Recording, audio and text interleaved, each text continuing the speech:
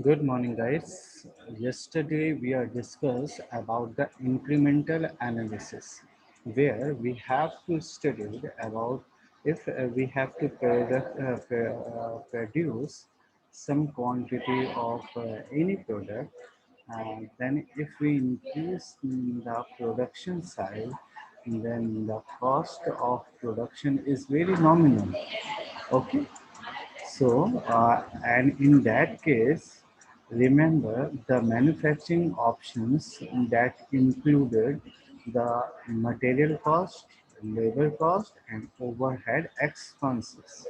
Okay, so today we are discuss about the best alternative chosen means type of cash flow. We all know that we are considered generally cash inflow and cash outflow, but this is the method we are discuss. So in this type of cash flow, we are just classify them into simple cash flow method that can be say this is the non this is a non-discounted cash flow criteria, and second one is the discounted cash flow criteria, or say DCF method. Okay. There are several methods used for evaluating the capital projects. Means we have to study a number of methods, but these methods are classified in two ways. First one that we have to study here, simple cash flow criteria, or say non-discounted cash flow criteria, and second is the discounted cash flow DCF criteria. Okay, so in non-discounted cash flow criteria, or say simple cash flow method, there are two methods are come in this criteria. First one is the payback period, and second is the accounting rate of return. And these two methods we are discussed earlier. Okay, and in discounted cash flow criteria, discounted payback period, net present value, benefit cost ratio, internal rate of return, and modify internal rate of return comes in that category. Okay, all these methods we with the respective decision criteria for selection or rejection in case of mutually exclusive only two projects, and ranking in case of collective exhaustive multiple projects, each with desired investments. Okay, means um, in all these categories, or say all these methods, we have to study about what type of project companies should be accepted or rejected, and what is the cost inflow and outflow within the year, and after the year what we have to get, either it is the profitable year or lossable year.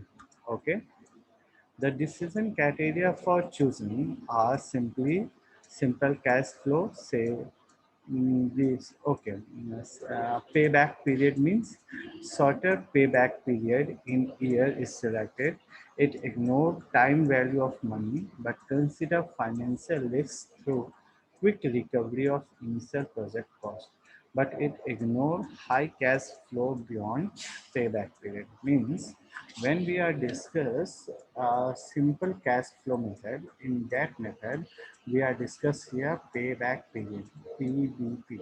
Okay, so in PBP generally the companies are consider only short-term projects that may be maximum for 1 or 2 years, and the payback means payback method generally says that he after within a month, within a 6 months or 12 months, the whole amount should be recovered, and after that we are getting the profit.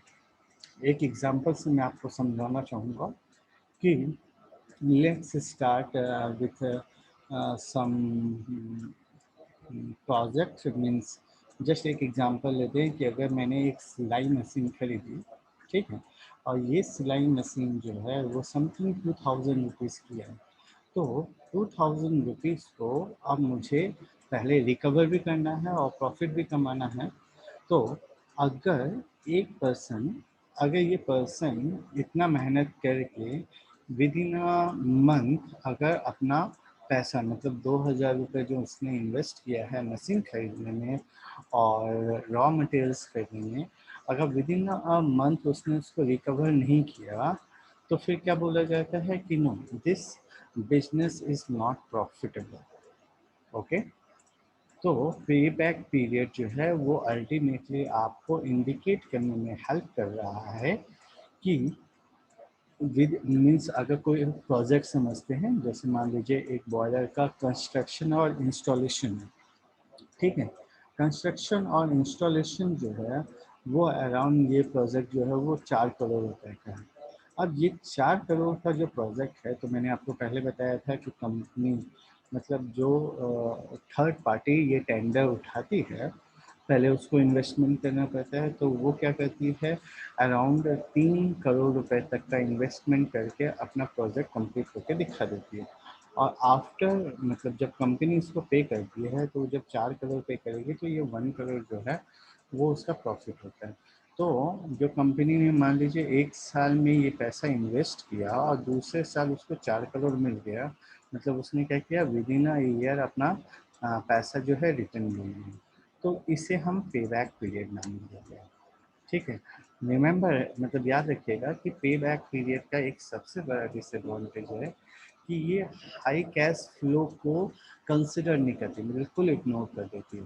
अब high cash flow का मतलब क्या होता है, तो high cash flow का मतलब ये होता है कि जैसे एक एग्जांपल कि अगर मान लो 500 करोड़ या 1000 करोड़ का अगर कोई प्रोजेक्ट है जो 10 इयर्स 20 इयर्स ऑलमोस्ट मतलब चल रहा है, तो ऐसे प्रोजेक्ट्स को कंपनीज जो है वो कैरी नहीं करती है। क्यों? क्योंकि जितना लंबा प्रोजेक्ट रहेगा उतना ज़्यादा आपकी मतलब पैसे की जो वैल्यू रहती है वो डिक्रीज नहीं करती है। तो पे बैक पीरियड जो है वो स्मॉल और मीडियम साइज जनरली कंपनीज ही फॉलो करती है। ओके। चलिए, second method is the ARR और ROI, मतलब rate of return. Rate of return accounting rate of return, ठीक है, अकाउंटिंग रेट ऑफ रिटर्न। और से rate of return on investment. तो इसमें क्या कहते हैं, तो इसमें हम लोग जो है वो हाईएस्ट परसेंटेज को कंसिडर करते हैं।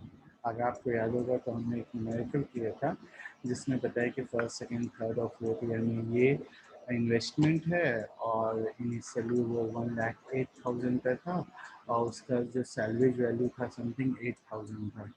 ठीक है, प्रीवियस लेक्चर में हमने ये पढ़ा था।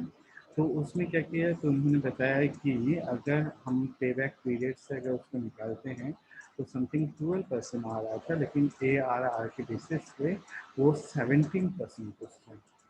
तो पहला क्या स्टेटमेंट दिया कि ARR consider in terms of higher percentage, but ROI should be higher than the cost of capital. Like PBB, it ignores time value of money, but unlike PBP, it consider cash flow over the entire project.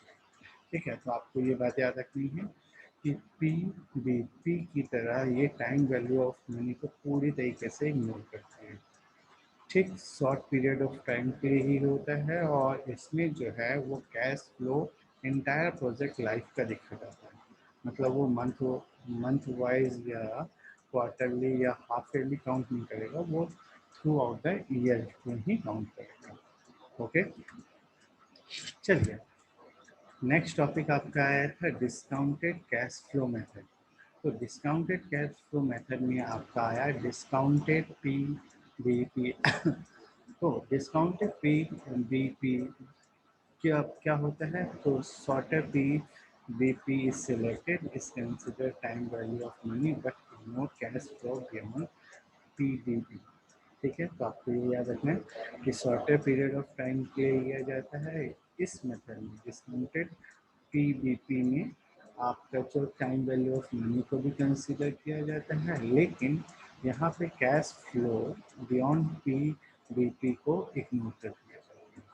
ठीक है।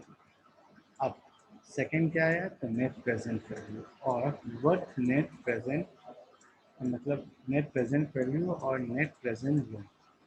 So the selection criteria is higher in NPV projects. This is the best method for evaluating the capital project because it considers the time, value of money in cooperated risk, consider the cash flow over the entire life, and fulfill the business criteria for long-term wealth maximization. But the main limitation is that it is an absolute measure which is non-amendable for comparisons. The absolute net gain in UP measure is considered respective of the relative size of the capital. Means net present values are generally considered the time value of money. They are not. They are considered long-term projects also. The life or the fulfillment of business criteria for long-term wealth are very are very high, means they are considered in the maximization term, but the limitation is only it only consider the absolute measures. Means absolute measures means that can play a major part, means the amount that can play a major part for any type of projects. Okay. Net present value method is biased towards the huge project cost, whether the company has limited financial resources and several small to project cost. Projects are required to take up. The net present value criteria does not provide appropriate selection. Means in net present value, they are generally considered the only higher project. They are not considered the small or short-term projects. So this is the second disadvantage. Okay. Chलिए, the next topic is the benefit cost ratio. It's a B-P ratio of profitable index PI. The P/C ratio or PI is the relative measures of evolution which presented in the protein form. Means it is comes in the fraction or ratio form. Okay.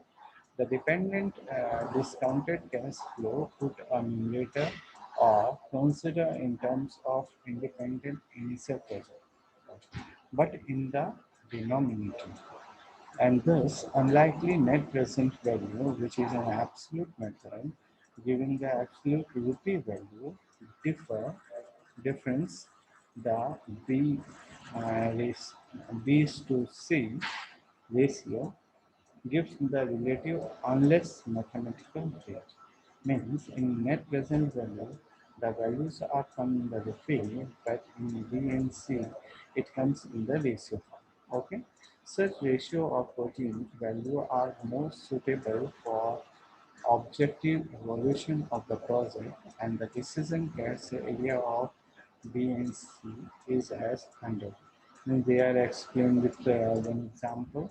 The project selection criteria is that the B oblique C ratio should be greater than 1. In case of project ranking, B oblique C ratio are ranked in descending order, means higher B and C ratio put in the first name, and ranking is done in descending order, like NPV is considered time value of money, but incorporates the risks consider cash flow over the entire project life, fulfilling the business criteria of long-term wealth maximization. But the main limitation is that it assumes the reinvestment of earlier cash flow as the given cash cost of capital or discounted value. while the actual cost of capital fluctuation over the period of time, however, it is superior to net present value because it gives the relative measures of comparison. उनका कहने के मतलब ये है कि जो B oblique series जो है वो अगर हम कंपेयर करें नेट प्रेजेंट वैल्यू से तो आपको ये पता चलेगा कि बी ऑब्लिक सीरीज जो है वो डिसेंडिंग ऑर्डर में वर्क करता है मीन्स जिसकी वैल्यू मतलब जिस फ्रैक्शन की वैल्यू हायर है हायर होगी वो सुपीरियर में जाएगा और जिनकी वैल्यूज कम रहेगी वो डिक्रीजिंग ऑर्डर में नीचे जाते जाएगा मतलब कम एक कंपनी है जब प्रोजेक्ट लेती है तो अगर वो प्रोजेक्ट ले लिया है A B C and D तो ये आइडेंटिफाई होगा कि ए सबसे सुपीरियर होगा और डी जो है उसकी बी ऑब्लिक सी की रेशियो जो है वो सबसे कम है। सेकेंडली जब आप कंपैरिजन करोगे नेट प्रेजेंट वैल्यू से तो आपको ये पता चल जाएगा कि बी ऑब्लिक सी जो है वो टाइम वैल्यू ऑफ मनी को भी कंसिडर कर रही है, लिस्ट को भी कंसिडर कर रही है, cash flow entire the project life को भी कंसिडर किया गया है उसमें। उसके बाद business criteria for long term wealth को भी वो मैक्सिमाइज कर रही है। बट यहाँ जो सबसे बड़ा डिसएडवांटेज मुझे बताया कि अगर कोई एक इन्वेस्टमेंट आ रहा है और ये इन्वेस्टमेंट मतलब एक एग्जांपल लेते हैं कि अगर कोई एक इन्वेस्टमेंट आ रहा है मतलब इन्वेस्टमेंट किया और उसकी वजह से हमें जो गेन हो रहा है in the project running life तो उसे हम दूसरे प्रोजेक्ट में अगर कंसिडर करते हैं तो वो कंसिडरेशन जो है वो बी ऑब्लिक सी मतलब नहीं कैलकुलेट करते हैं और एक्चुअल कॉस्ट ऑफ कैपिटल को जो है वो फ्लक्चुएट नहीं होने देगा मतलब नहीं होने देगा। ठीक है, याद रहेगा। चलिए इंटरनल रेट ऑफ रिटर्न इसके बारे में नेक्स्ट लेक्चर में करेंगे। आज के अभी के लिए इतना ही। Thank you very much.